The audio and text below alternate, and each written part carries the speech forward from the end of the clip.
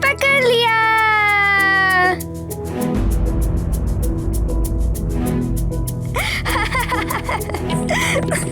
पकड़ लिया।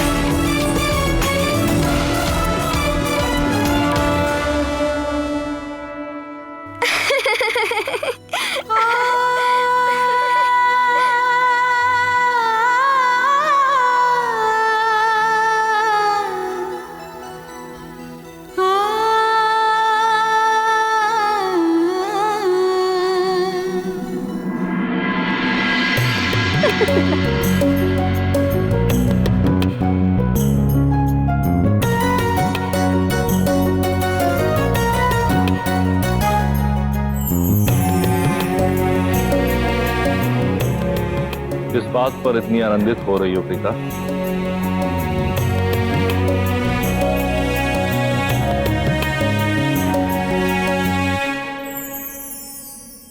देखिए ना स्वामी, आंजन्य की बाल क्रीड़ाएं दिन प्रतिदिन मनमोहक और लुभावनी होती जा रही है और बल पराक्रम में तो वह आपके समान प्रतीत होता है। क्यों ना आंजन्य का नाम शिवांशी उचित रहे। अच्छा, आप ही बताइए कृपानिधि, आपको कौन सा नाम पसंद है? बहन लक्ष्मी द्वारा चुना गया हरीश्वर या बहन सरस्वती द्वारा दिया गया वेदांश या फिर शिवांश?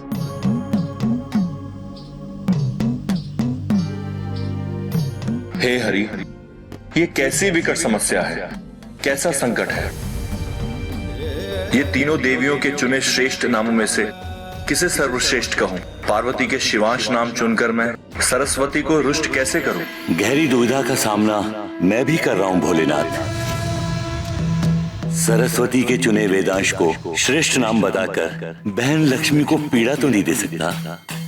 नाम शिवांश हो, वेदांश हो या लक्ष्मी का बताया हरीश्वर, नाम तीनों श्रेष्ठ हैं। पर इनमें से किसी एक को सर्वश्रेष्ठ बताकर मैं किसे रुष्ट करूं? बहन पार्वती तो निश्चित ही मुझ भ्राता से रुष्ट हो जाएंगी। नाथ, आपने अब तक मेरे प्रश्न का उत्तर नहीं दिया। बताइए ना, आंजन्य के लिए शिवांश नाम ही सर्वोत्तम रहेगा ना? देवी, इस सृष्टि के पालनहार तो विष्णु है। मेरे विचार से वायुपुत्र के नामकरण का अधिकार उन्हें ही मिलना चाहिए। आप स्वयं इस विषय में अपने भ्राता विष्णु से विचार विमर्श करें। उचित है स्वामी। हनुमान की इन बाल लीलाओं का प्रथम उद्देश्य उनके बल और पराक्रम को प्रमाणित करने के साथ साथ तीनों लोगों को यह संदेश देना भी था कि अब निश्चित ही दानवों के विनाश और सज्जनों के उत्थान का समय निकट आ चुका है। देवलोकों में तो सभी इस बात से परिचित थे, किंतु पृथ्वीवासियों तक संकट मोचन और उनके स्वामी के अवतार का संदेश पहुंचना अभी बाकी था। बोल हरि हरि हरि बोल हरि हरि हरि बोल। अनंत नारायण विष्णु बोल, जन्म गवाता क्यों अनमोल, नाम कपिले अमृत घोल। हरि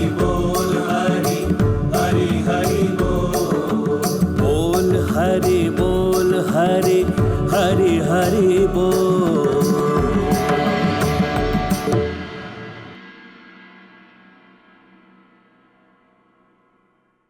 पिताश्री पिताश्री पिताश्री पिताश्री, आपको पता है आज हमने लुका छुपी खेला,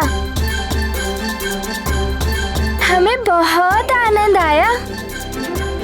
अरे वाह, हमारे लल्ला ने लुका छिपी खेली।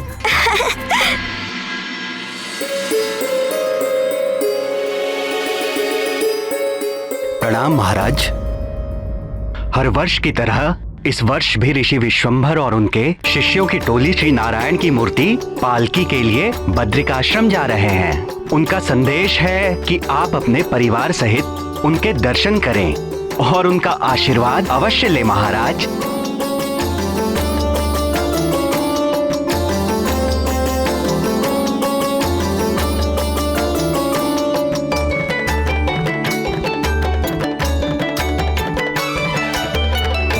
सुमेरु की सीमा पर रहने वाले ऋषि विशंबर पिछले 50 वर्षों से मौन व्रत धारण किए हुए थे। व्रत के कारण वो अपने इष्ट नारायण की मूर्ति के सिवाय ना तो किसी से बात करते और ना ही किसी पर दृष्टि डालते। उन्हें नारायण के नाम के सिवाय और कुछ नहीं सुहाता था।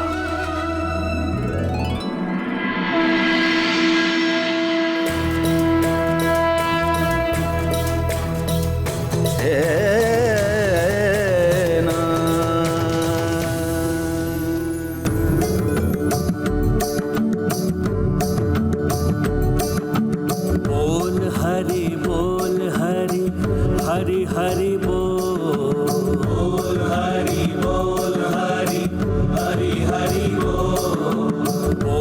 हरि बोल हरि हरि बोल।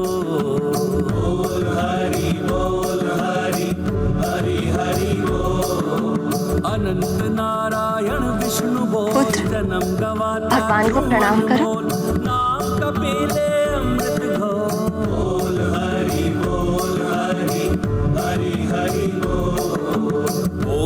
हरि बोल हरि हरि बोल।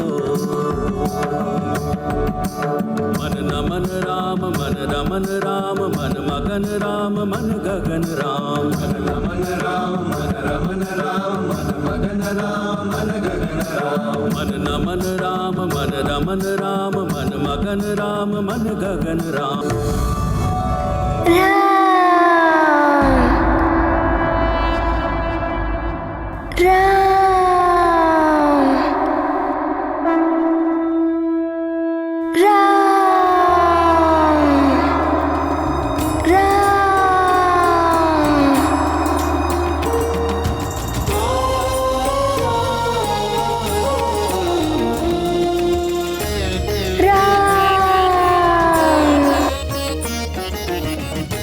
राम नहीं बेटा, भगवान नारायण।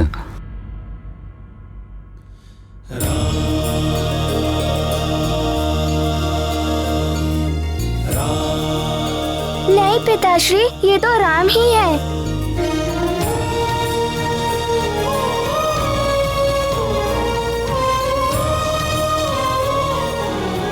पुत्र,